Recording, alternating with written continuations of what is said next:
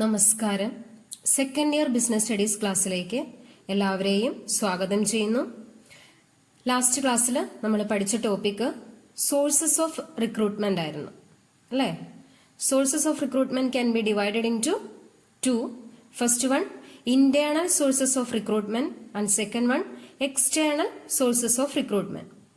അതിൽ internal sources of recruitment മീനിങ്ങും അതിന്റെ മെറിറ്റ്സും ഡിമെറിറ്റ്സും ആണ് ലാസ്റ്റ് ക്ലാസ്സിൽ പഠിച്ചത് അല്ലേ? ഇന്നത്തെ ക്ലാസ്സിൽ നമ്മൾ ഡിസ്കസ് ചെയ്യുന്ന topic second source of recruitment, external sources of recruitment ആണ്. എന്താണ് എക്സ്റ്റേണൽ എന്ന് പറഞ്ഞാൽ? Candidates are recruited from outside the organization ആണ്. കാൻഡിഡേറ്റ്സിനെ നമ്മൾ ഓർഗനൈസേഷന് പുറമേ നിന്നും കണ്ടെത്തുന്നതിനെയാണ് എക്സ്റ്റേണൽ സോഴ്സസ് ഓഫ് റിക്രൂട്ട്മെന്റ് എന്ന് പറയുന്നത്.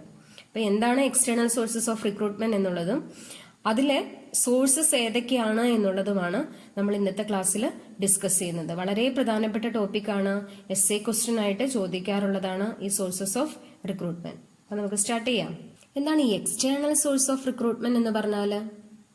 റിക്രൂട്ട്മെന്റ് എന്ന ടേം കേട്ടിട്ടുണ്ടോ?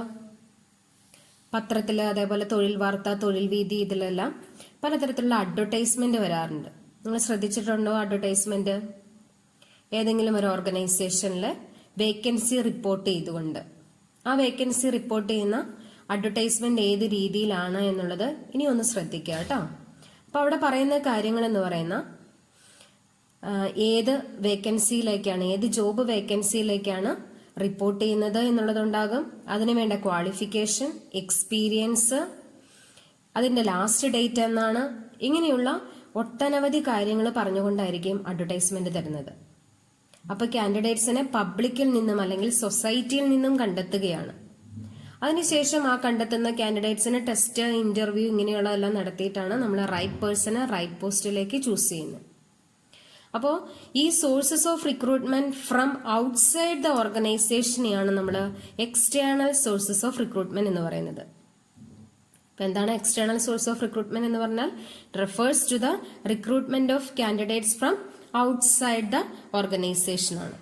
ഏതെല്ലാം ഔട്ട്സൈഡ് ഓർഗനൈസേഷനിൽ നിന്നാണ് അല്ലെങ്കിൽ ഔട്ട്സൈഡ് സോഴ്സസിൽ നിന്നാണ് കാൻഡിഡേറ്റ്സിനെ കണ്ടെത്തുന്നത് എന്നുള്ളത് നമുക്ക് വൺ ബൈ വൺ ആയിട്ട് നോക്കാം. എക്സ്റ്റേണൽ സോഴ്സസ് ഓഫ് റിക്രൂട്ട്മെന്റിലെ ഫസ്റ്റ് മെത്തേഡ് എന്ന് പറയുന്നതാണ് ഡയറക്റ്റ് റിക്രൂട്ട്മെന്റ്. എന്തായിരിക്കും ഡയറക്റ്റ് റിക്രൂട്ട്മെന്റ് എന്ന് പറഞ്ഞാൽ? കാൻഡിഡേറ്റ്സിനെ ഡയറക്റ്റ് ആയിട്ട് അപ്പോയിന്റ് ചെയ്യാണ്. അതായത് ഈ ഡയറക്റ്റ് റിക്രൂട്ട്മെന്റ് എന്ന് പറയുന്നത് വളരെ ഇൻഎക്സ്പെൻസീവ് ആയിട്ടുള്ള ഒരു മെത്തേഡാണ്. അതായത് അൺസ്കിൽഡ് അല്ലെങ്കിൽ സെമി സ്കിൽഡ് വർക്കേഴ്സിനെയാണ് ഇത്തരത്തിൽ നമ്മൾ റിക്രൂട്ട് ചെയ്യുന്നത്. ഒരു ഓർഗനൈസേഷനിലേക്ക് ഇത്തരത്തിലുള്ള വർക്കേഴ്സിനെയാണ് സാധാരണയായിട്ട് റിക്രൂട്ട് ചെയ്യുന്നത്. ഇനി ഇതിനുള്ള സാഹചര്യം എന്ന് പറയുന്നത് പെർമനന്റ് വർക്കേഴ്സ് ആബ്സെന്റ് ആവുകയോ അങ്ങനെയുള്ളൊരു സാഹചര്യത്തിലാണ് ഡയറക്റ്റ് റിക്രൂട്ട്മെന്റ് സാധാരണ രീതിയിൽ നടത്തുന്നത്. അപ്പോൾ ഇത്തരത്തിലുള്ള ഡയറക്റ്റ് റിക്രൂട്ട്മെന്റ് നടത്തുമ്പോൾ ചെയ്യുന്നത് എങ്ങനെയാന്ന് വെച്ചാൽ, കമ്പനിയുടെ നോട്ടീസ് ബോർഡിൽ നോട്ടീസ് പബ്ലിഷ് ചെയ്യുന്നു. ജോബ് വേക്കൻസീസ് റിപ്പോർട്ട് ചെയ്തുകൊണ്ടുള്ള നോട്ടീസാണ് പബ്ലിഷ് ചെയ്യുന്നത്. അതിൽ നിന്നും ആണ് കാൻഡിഡേറ്റ്സിനെ കണ്ടെത്തുന്നത്. അപ്പോൾ ഈ നോട്ടീസ് ജോബ് സീക്കേഴ്സ്, അതായത് ജോലി അന്വേഷിക്കുന്നവര് ഈ നോട്ടീസ് കാണുകയും ആ ഒരു പർട്ടിക്കുലർ ഡേറ്റിൽ അവർ എത്തുകയും on the spot at A ടൈമിൽ തന്നെ ആ പർട്ടിക്കുലർ കാൻഡിഡേറ്റ്സിനെ സെലക്ട് ചെയ്യുകയും ചെയ്യുന്ന ഒരു മെത്തേഡാണ് ഡയറക്റ്റ് റിക്രൂട്ട്മെന്റ് എന്ന് പറയുന്നത്. അപ്പോൾ under direct recruitment A notice is published on the notice board of the enterprise regarding job vacancies. The candidates are assembled on a particular date and the selection is done on the spot. Okay. അപ്പോൾ notice ബോർഡിൽ notice exhibit ചെയ്യുന്നു. Job seekers ഈ notice കാണുകയും അതനുസരിച്ച് on the spot കാൻഡിഡേറ്റ്സിനെ select ചെയ്യുകയും ചെയ്യുന്ന മെത്തേഡാണ് direct recruitment എന്ന് പറയുന്നത്. അൺസ്കിൽഡ് അല്ലെങ്കിൽ സെമി സ്കിൽഡ് ജോബിലേക്കാണ് ഇങ്ങനെയുള്ള കാൻഡിഡേറ്റ്സിനെ കണ്ടെത്തുന്നത്. This method is very inexpensive method. Okay. Second method എന്ന് പറയുന്നതാണ് casual callers from waiting list. Casual callers from waiting list എന്ന് പറയും. അതായത് താൽക്കാലികമായിട്ട് ജോലിക്കാരെ കണ്ടെത്തുന്നതിനെയാണ് കാഷ്വൽ കോളേഴ്സ് എന്ന് പറയുന്നത്. അത് എവിടെ നിന്നാണ് കണ്ടെത്തുന്നത്? ഫ്രം വെയിറ്റിംഗ് ലിസ്റ്റിൽ നിന്നാണ്. Most of the employees are maintaining a database with the details of applications received from casual applicants, and it may be used as a source of recruitment. മിക്ക ഓർഗനൈസേഷൻസിലും കാൻഡിഡേറ്റ്സിൻ്റെ ഒരു ഡാറ്റാബേസ് സൂക്ഷിക്കുന്നുണ്ടാകും. ആ ഡാറ്റാബേസിൽ നിന്നും ടെമ്പററി ആയിട്ട് കാൻഡിഡേറ്റ്സിനെ കണ്ടെത്തുന്ന മെത്തേഡാണ് സെക്കൻഡ് മെത്തേഡായ കാഷ്വൽ കോളേഴ്സ് എന്ന് പറയുന്നത്. അതുകൊണ്ട് തന്നെ ഈ മെത്തേഡ് എന്ന് പറയുന്നത് എങ്ങനെയുള്ളതായിരിക്കും? ഇൻഎക്സ്പെൻസീവ് മെത്തേഡാണ്. Okay, next third external source of recruitment എന്ന് പറയുന്നതാണ് അഡ്വർടൈസ്മെന്റ്. നമുക്കെല്ലാം വളരെ പരിചിതമായ ഒന്നാണ് അഡ്വർടൈസ്മെന്റ് എന്ന് പറയുന്നത്. ജോബ് വേക്കൻസീസ് ന്യൂസ് പേപ്പറിലോ അല്ലെങ്കിൽ ജേണൽസിലോ പബ്ലിഷ് ചെയ്യുന്നു. അതല്ലെന്നുണ്ടെങ്കിൽ TV, റേഡിയോ, അതല്ലെന്നുണ്ടെങ്കിൽ ഇന്റർനെറ്റ് പോലെയുള്ള ഫെസിലിറ്റീസിൽ ജോബ് വേക്കൻസീസ് റിപ്പോർട്ട് ചെയ്തുകൊണ്ട് പബ്ലിക്കിനെ അറിയിക്കുകയാണ്. അത്തരത്തിൽ അഡ്വർടൈസ്മെന്റ് വഴി അറിയിക്കുന്ന മെത്തേഡാണ് തേർഡ് മെത്തേഡായ അഡ്വർടൈസ്മെന്റ് എന്ന് പറയുന്നത്. It is the most effective means to search potential employees from outside the organization. ഏറ്റവും മോസ്റ്റ് ഇഫക്റ്റീവ് ആയിട്ടുള്ള ഒരു മെത്തേഡാണ് ഏതെന്ന് പറയുന്നത്? അഡ്വർടൈസ്മെന്റ് എന്ന് പറയുന്നത്. അപ്പോൾ അതുകൊണ്ട് തന്നെ അതിന് വേണ്ടിയിട്ട് ന്യൂസ് പേപ്പറോ റേഡിയോ TV ഇന്റർനെറ്റ് ഇതുപോലുള്ള ഏത് ഫെസിലിറ്റി വേണമെന്നുണ്ടെങ്കിലും യൂസ് ചെയ്യാവുന്നതാണ്. ഓക്കെ, നെക്സ്റ്റ് നാലാമത്തെ സോഴ്സ് ഓഫ് റിക്രൂട്ട്മെന്റ് എന്ന് പറയുന്നതാണ് എംപ്ലോയ്മെന്റ് എക്സ്ചേഞ്ച്. നിങ്ങൾ പലരും എംപ്ലോയ്മെന്റ് എക്സ്ചേഞ്ചിൽ പേര് രജിസ്റ്റർ ചെയ്തിട്ടുണ്ടാകും അല്ലേ? അതുകൊണ്ട് തന്നെ എന്താണ് എംപ്ലോയ്മെന്റ് എക്സ്ചേഞ്ചിന്റെ ഫംഗ്ഷൻ എന്നുള്ളതും അറിയാം. എന്താണ്? ജോബ് സീക്കേഴ്സിന് ജോബ് പ്രൊവൈഡ് ചെയ്യുക എന്നുള്ള ഉദ്ദേശത്തോടു കൂടിയാണ് എംപ്ലോയ്മെന്റ് എക്സ്ചേഞ്ച് പ്രവർത്തിക്കുന്നത്. എംപ്ലോയ്മെന്റ് എക്സ്ചേഞ്ച് എന്ന് പറയുന്നത് ഒരു ഗവൺമെന്റ് സ്ഥാപനമാണ്. അപ്പോൾ ജോലി അന്വേഷിക്കുന്നവരെ എംപ്ലോയ്മെന്റ് എക്സ്ചേഞ്ചിൽ അവരുടെ പേര് വിവരങ്ങൾ എന്ത് ചെയ്യുന്നു? രജിസ്റ്റർ ചെയ്യുന്നു. അപ്പോൾ ആ രജിസ്റ്റർ ചെയ്തിരിക്കുന്ന വേക്കൻസീസിൽ നിന്നും എന്ത് ചെയ്യാണ്? ഏതെങ്കിലും ഒരു ഓർഗനൈസേഷനിലേക്ക് ജോലിക്കാരെ ആവശ്യമുണ്ട് എന്നുണ്ടെങ്കിൽ അവർക്ക് ആ ഇവിടെ എംപ്ലോയ്മെന്റ് എക്സ്ചേഞ്ചിൽ രജിസ്റ്റർ ചെയ്യപ്പെട്ടിരിക്കുന്നവരുടെ പേര് വിവരങ്ങൾ നൽകുകയും അതനുസരിച്ച് ആളുകളെ കണ്ടെത്തുകയും ചെയ്യുന്ന ഒന്നാണ് എന്തെന്ന് പറയുന്നത്? എംപ്ലോയ്മെന്റ് എക്സ്ചേഞ്ച് എന്ന് പറയുന്നത്. അപ്പോൾ ഇതൊരു ഗവൺമെന്റ് സ്ഥാപനമാണ്. This is a network of employment exchanges run by the government. Job seekers get themselves registered with this exchange and their names will be supplied to the business organization. ഇപ്പോൾ job seekers registered with these exchanges. Job seekers എന്ത് ചെയ്യുന്നു? അവരുടെ പേര് വിവരങ്ങൾ ഇതുപോലുള്ള employment എക്സ്ചേഞ്ചുകളിൽ register ചെയ്യുന്നു. And their names will be supplied to the business organization. എന്നിട്ട് അവരുടെ പേര് വിവരങ്ങൾ ആർക്ക് സപ്ലൈ ചെയ്യുന്നു? ബിസിനസ് ഓർഗനൈസേഷൻസിന് സപ്ലൈ ചെയ്യുന്നു on the basis of their requisition, അവർ ആവശ്യപ്പെടുന്നതിനനുസരിച്ച്. അപ്പോൾ ഇത്തരത്തിലുള്ള ഒരു ഓർഗനൈസേഷൻ ആണ് അല്ലെങ്കിൽ ഇത്തരത്തിലുള്ള സോഴ്സ് ഓഫ് റിക്രൂട്ട്മെന്റ് ആണ് നാലാമത്തേത് ഏത് പേരിൽ അറിയപ്പെടുന്ന? എംപ്ലോയ്മെന്റ് എക്സ്ചേഞ്ച് എന്ന പേരിൽ അറിയപ്പെടുന്നത്. ഓക്കെ, നെക്സ്റ്റ് അഞ്ചാമത്തെ എക്സ്റ്റേണൽ സോഴ്സ് ഓഫ് റിക്രൂട്ട്മെന്റ് എന്ന് പറയുന്നതാണ് പ്ലേസ്മെന്റ് ഏജൻസീസ് അല്ലെങ്കിൽ എംപ്ലോയ്മെന്റ് ഏജൻസീസ് എന്ന് പറയും. അതായത് എംപ്ലോയ്മെന്റ് എക്സ്ചേഞ്ച് ഗവൺമെന്റ് നടത്തുന്ന സ്ഥാപനമാണ് എന്നുണ്ടെങ്കിൽ എംപ്ലോയ്മെന്റ് ഏജൻസീസ് എന്ന് പറയുന്നത് പ്രൈവറ്റ് ഏജൻസിയാണ്. അതായത് പ്രൈവറ്റ് സ്ഥാപനങ്ങളാണ് ഇത് നടത്തുന്നത്. അപ്പോൾ ഇവരെന്തായിരിക്കും ചെയ്യുന്നത്? നമ്മൾ നേരത്തെ പറഞ്ഞതുപോലെ എംപ്ലോയ്മെന്റ് എക്സ്ചേഞ്ചിൽ പേര് രജിസ്റ്റർ ചെയ്യുന്ന പോലെ തന്നെ ഇവിടെ നമ്മൾ എന്ത് ചെയ്യുന്നു? പേര് രജിസ്റ്റർ ചെയ്യുന്നു. ജോബ് വേക്കൻസീസ് റിപ്പോർട്ട് ചെയ്യുന്നതിനനുസരിച്ച് അവർ എംപ്ലോയേഴ്സിന് നമ്മുടെ പേര് വിവരങ്ങൾ കൊടുക്കുന്നു. പക്ഷെ ഒരു പ്രത്യേകതയുണ്ട്, they charge fees for their service. അവർ ഈ സർവീസ് നമുക്ക് ചെയ്തു തരുന്നതിന് അവരെന്ത് ഈടാക്കുന്നു? ഒരു ഫീസ്, ഒരു സ്പെസിഫൈഡ് എമൗണ്ട് ഫീസായിട്ട് ഈടാക്കുന്നു. അതാണ് എംപ്ലോയ്മെന്റ് എക്സ്ചേഞ്ചിൽ നിന്നും എംപ്ലോയ്മെന്റ് ഏജൻസിക്കുള്ള വ്യത്യാസം എന്ന് പറയുന്നത്. Some specialized agencies in the form of personnel consultancy services have been developed in recent times.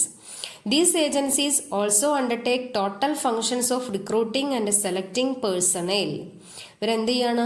മൊത്തത്തിൽ റിക്രൂട്ട്മെന്റും സെലക്ഷനും എല്ലാം ആക്ടിവിറ്റീസും ഈ ഏജൻസീസ് ഏറ്റെടുക്കുന്നു on behalf of the employer and they charge fees for these services. അതിൻ്റെ ഒപ്പം തന്നെ അവർ എന്ത് ഈടാക്കുകയും ചെയ്യുന്നു? ഫീസ് ഈടാക്കുകയും ചെയ്യുന്നു. ഇത്തരത്തിലുള്ള പ്രൈവറ്റ് ഏജൻസീസിനെയാണ് നമ്മൾ എന്തെന്ന് പറയുന്നത്? പ്ലേസ്മെന്റ് ഏജൻസീസ് അല്ലെങ്കിൽ പേഴ്സണൽ കൺസൾട്ടൻസ് എന്ന് പറയുന്നത്.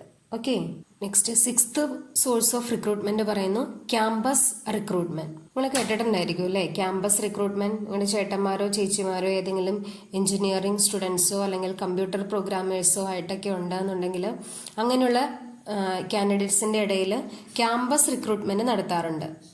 അപ്പോൾ എന്താണ് ക്യാമ്പസ് റിക്രൂട്ട്മെന്റ് എന്ന് പറഞ്ഞാൽ? ക്യാമ്പസിൽ നിന്നും അല്ലെങ്കിൽ യൂണിവേഴ്സിറ്റികളിൽ നിന്നും ഡയറക്റ്റായിട്ട് കാൻഡിഡേറ്റ്സിനെ കണ്ടെത്തുന്നതാണ്. അതായത് ഓർഗനൈസേഷൻ നേരിട്ട് ഇതുപോലുള്ള ക്യാമ്പസുകളിലോ അല്ലെങ്കിൽ യൂണിവേഴ്സിറ്റിയിലോ എത്തി അവിടെ ഒരു പ്രിലിമിനറി ഇന്റർവ്യൂ അല്ലെങ്കിൽ ടെസ്റ്റോ കാര്യങ്ങളോ നടത്തി എംപ്ലോയീസിനെ കണ്ടെത്തുന്ന ഒരു മെത്തേഡാണ് ക്യാമ്പസ് റിക്രൂട്ട്മെന്റ് എന്ന് പറയുന്നത്. പേരിൽ തന്നെയുണ്ട്, candidates are recruited from campus ആണ്. Many organizations conduct preliminary search of employees by conducting campus interview in universities and colleges. അപ്പോൾ യൂണിവേഴ്സിറ്റിയിൽ നിന്ന് അല്ലെങ്കിൽ കോളേജസിൽ നിന്ന് ഡയറക്റ്റ് ആയിട്ട് ഇന്റർവ്യൂ നടത്തി കാൻഡിഡേറ്റ്സിനെ കണ്ടെത്തുന്ന മെത്തേഡാണ് ക്യാമ്പസ് റിക്രൂട്ട്മെന്റ് എന്ന് പറയുന്നത്. നെക്സ്റ്റ് 7ാമത്തെ സോഴ്സ് ഓഫ് റിക്രൂട്ട്മെന്റ് എന്ന് പറയുന്നതാണ് റെക്കമെൻഡേഷൻ ഓഫ് പ്രസന്റ് എംപ്ലോയീസ്. അതായത് നിലവിലുള്ള എംപ്ലോയീസിന് അവരുടെ റിലേറ്റീവ്സിനെയോ അവരുടെ ഫ്രണ്ട്സിനെയോ വേണമെന്നുണ്ടെങ്കിൽ നിയമിക്കാനായിട്ടുള്ള ഒരു അവസരം കൊടുക്കുകയാണ്. അപ്പോൾ അത്തരത്തിലുള്ള അവസരം പ്രൊവൈഡ് ചെയ്യുന്നതിനെയാണ് റെക്കമെൻഡേഷൻ ഓഫ് പ്രസന്റ് എംപ്ലോയീസ് എന്ന് പറയുന്നത്. Some employers treat the recommendations of their present employees as a useful source of recruitment. ചില ഓർഗനൈസേഷൻസ് ആ ഓർഗനൈസേഷനിലെ എംപ്ലോയീസിന് റെക്കമെൻഡ് ചെയ്യുന്നതിന് വേണ്ടിയിട്ടുള്ള ഒരു അവസരം പ്രൊവൈഡ് ചെയ്യുന്നു. ഇതുകൊണ്ടുള്ള ഗുണം എന്താണെന്നുള്ളതാണ് അടുത്ത പാരഗ്രാഫ് പറയുന്നത്. This ensures reliability and suitability for the post and it helps in boosting the morale of existing employees.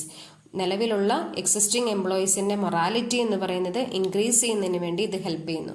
അപ്പോൾ നെക്സ്റ്റ് 7ാമത്തെ സോഴ്സ് ഓഫ് റിക്രൂട്ട്മെന്റ് എന്ന് പറയുന്നതാണ് റെക്കമെൻഡേഷൻ ഓഫ് പ്രസന്റ് എംപ്ലോയീസ്. നിലവിലുള്ള ജോലിക്കാര് അല്ലെങ്കിൽ എംപ്ലോയീസ് അവരുടെ ഫ്രണ്ട്സിനെയോ റിലേറ്റീവിനെയോ റെക്കമെൻഡ് ചെയ്യുന്നതാണ് recommendation of present employees. Okay, next 8ാമത്തെ സോഴ്സ് ഓഫ് റിക്രൂട്ട്മെന്റ് എന്ന് പറയുന്നതാണ് ലേബർ കോൺട്രാക്ടേഴ്സ്. കേട്ടിട്ടില്ലേ ലേബർ കോൺട്രാക്ടേഴ്സ്? അതായത് അൺസ്കിൽഡ് ആയിട്ടുള്ള അല്ലെങ്കിൽ സെമി സ്കിൽഡ് ആയിട്ടുള്ള വർക്കേഴ്സിനെ പ്രൊവൈഡ് ചെയ്യുന്നതാണ് ഇത്തരത്തിലുള്ള കോൺട്രാക്ടേഴ്സ്. അതായത് പ്രത്യേകമായിട്ടുള്ള സെലക്ഷൻ പ്രൊസീജിയേഴ്സ് ഒന്നും ഇതുപോലെ എംപ്ലോയീസിനെ സെലക്ട് ചെയ്യുന്നതിന് വേണ്ടിയിട്ട് ആവശ്യം വരുന്നില്ല.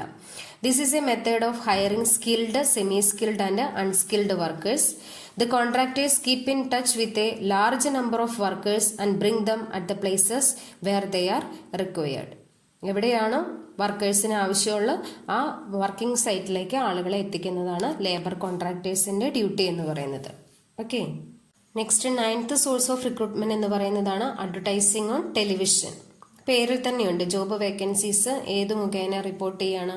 ടെലിവിഷൻ മുഖേന പബ്ലിഷ് ചെയ്യുന്നതിനെയാണ് എന്തെന്ന് പറയുന്നത്? അഡ്വർടൈസിംഗ് ഓൺ ടെലിവിഷൻ എന്ന് പറയുന്നത്.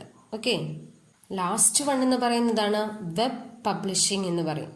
നമുക്കറിയാം ഏറ്റവും കൂടുതലായിട്ട് ആളുകൾ ഉപയോഗിക്കുന്നതെന്ന് പറയുന്നത് ഇന്റർനെറ്റ് ഫെസിലിറ്റീസ് ആണ്.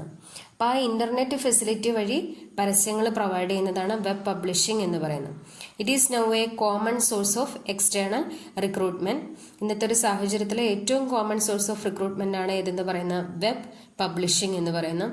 These are certain sites like, താഴെ പറയുന്ന ചില സൈറ്റുകളാണ് കാൻഡിഡേറ്റ്സിന് ഇതുപോലുള്ള സൈറ്റുകൾ വഴി ജോബ് വേക്കൻസീസ് റിപ്പോർട്ട് ചെയ്യുന്നത് കൃത്യമായിട്ട് അറിയാനായിട്ട് സാധിക്കുന്നു.